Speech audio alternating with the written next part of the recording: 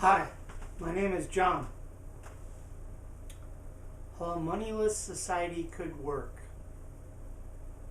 Now, a moneyless society is becoming possible because of air travel, computers, globalization of the workforce, and free trade. Now, how does a moneyless society work?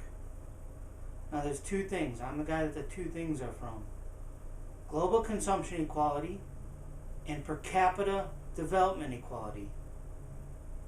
So it works now and forever, or for as long as it's necessary. Global consumption equality and per capita development equality. Now, I suppose it's just set like double that of a highly developed nation. It's just set higher than that. So that's how it works. What does a moneyless society need for people to want it? Well, there's some things like standard of living equality from all employment. I suppose that's what we mean. From all employment, you be as rich as anybody. Charge-free employment, because you want to live for being alive. Otherwise, you might not even want a moneyless society. You have to realize that you want charge-free employment, to live for being alive. And another thing you want is equal retirement age, so it's no work sentence.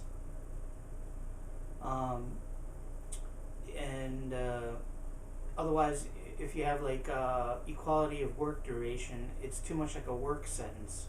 So what you want is an equal retirement age.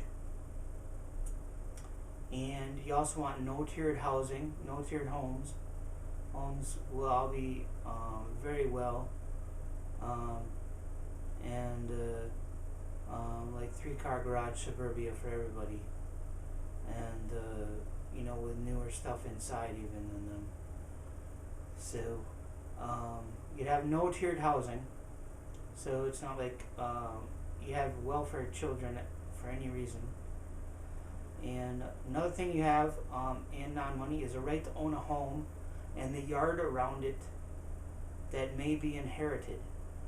They can't take away your house and give it to somebody else. The only way they can take away your house if you want to move and have a new house. So it's a right to own a home and the yard around it that may be inherited. Now, to make a moneyless society work, and it's not for stuff, there are some reasons that you can make a moneyless society work without working for stuff. And one is unlimited air travel, only limited by getting air tickets, transportation, and hotel accommodations at the same time. So you need your airfare and your transportation and your hotel all arranged at the same time. Hopefully only limited by that. Other than that, unlimited air travel. Another way to make people work that's not for stuff is to move at all. Now this is the sort of bad one, but it's to move at all.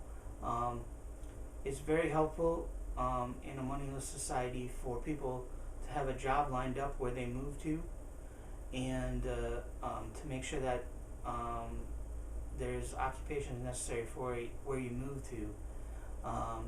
And also, they like you to have a job lined up before you move in order to make sure that you probably will work.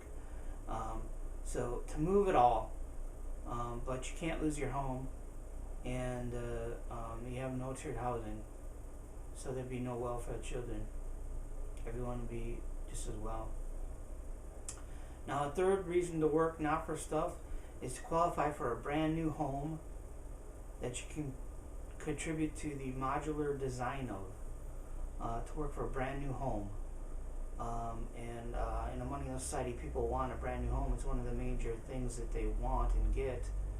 As long as they work decent, they'll get a brand new home, and that you can contribute a modular design of, and they're like big 3-car suburbia homes. Another thing you can work for that's not for stuff is more vacation, I suppose, and timeshares. Sometimes they might have timeshares, like you have a condo every year at the same time, same place. It feels like it's yours. Another thing you can work for is like tickets, maybe to concerts and shows. Maybe you'd be working for that. Ticket privileges. And then another thing you'd work for is to benefit society, because you want to keep all the other rights, like you don't even have to work. So you want to almost keep that. So you almost want to work for that. And certainly the last thing you want to work for, at least, is a better job, because you're working for any of the other reasons. So this is all to work for, and not for stuff, in a moneyless society. Now the society could work for, resort to working for a lower consumption allowance. It could resort to that, but it shouldn't need to. It could resort to work for a lower consumption level for the unemployed, but it shouldn't need to. Now, another thing that a moneyless society will give you to is all health care for all, the right of all health care for all.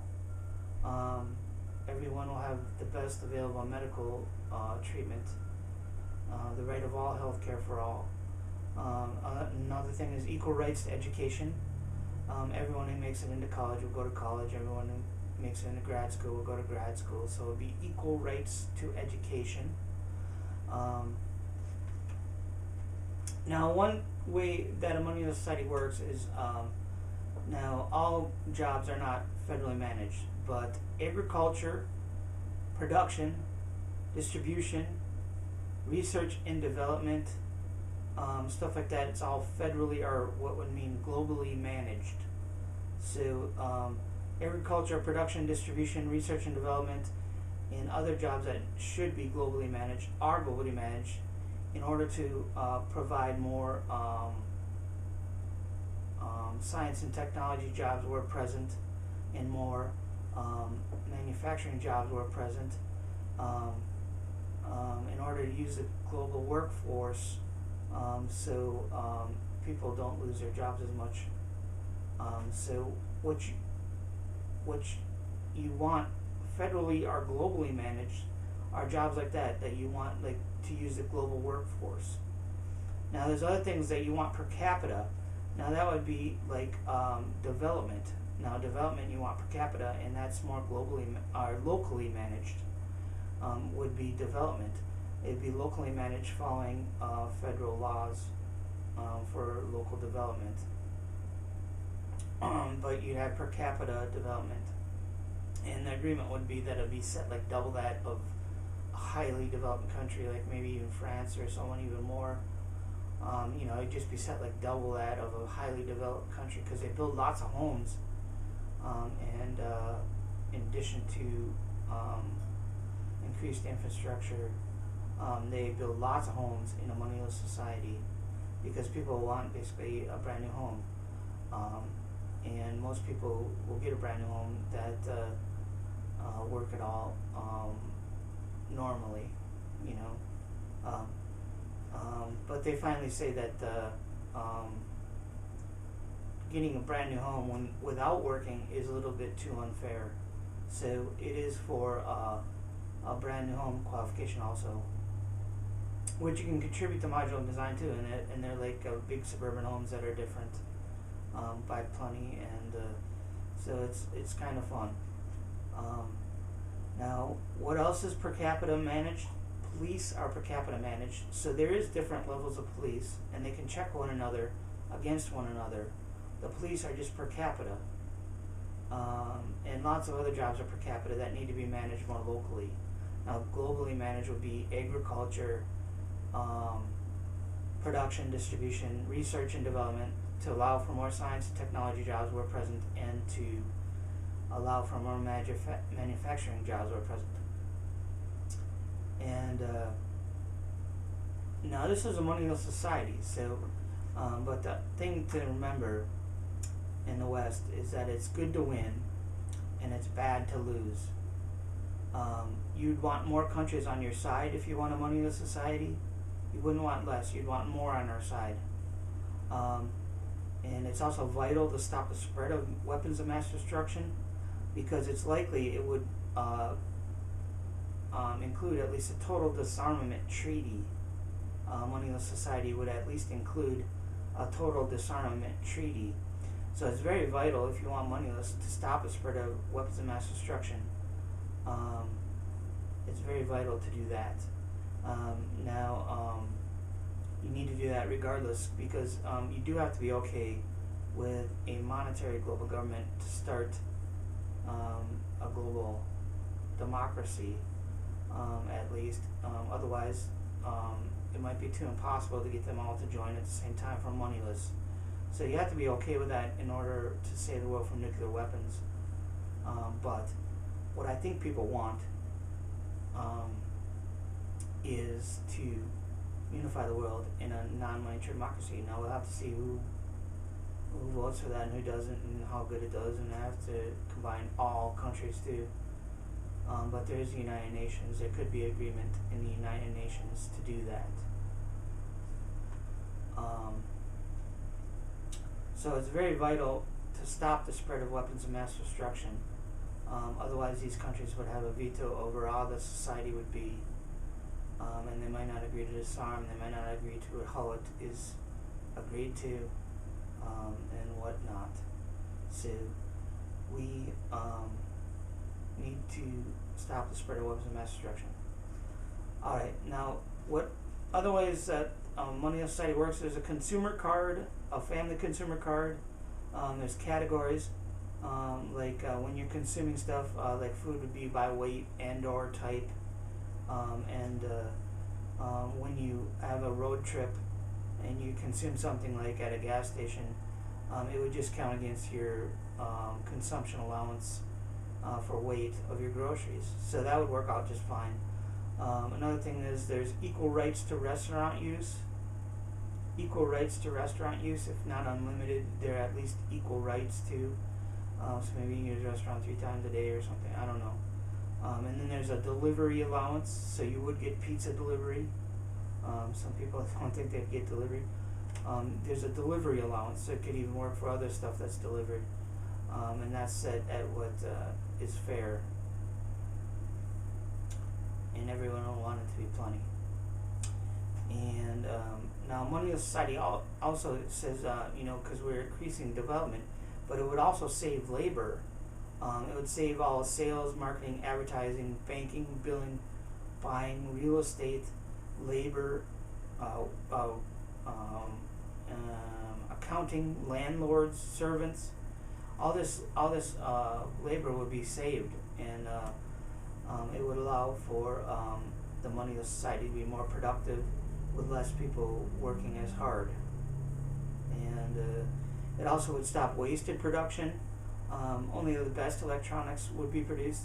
Only cars fully equipped would be produced, and they would be mass produced. And so it would stop wasted production. Another thing, the environmental consequences would be taken account for everything that is produced. Sometimes privately it's not done as much. And then, so there's a smooth transition to a moneyless society is what's also necessary. Otherwise, it might not be as good for the economy. Now, as long as banking is centralized and all debts are paid, so the federal debt has to be paid, otherwise there's massive inflation. So what you need is banking centralized and all debt paid, in order for a smooth transition. And it will be a full 30-year interim, since there's 30-year mortgages, if there is a agreement for a moneyless society, which is a true democracy. Then with NATO winning, probably, with NATO running the military, then you want a smooth transition to it. So you want banking centralized, all debts paid, and anything else that makes the transition smooth. And it'd be a 30-year interim, but maybe easy money interim, like living wage, high living wage, and free college, and So that's how a moneyless society would work. My name is John. Like I said before, that's how a moneyless society could work. Thank you for your time.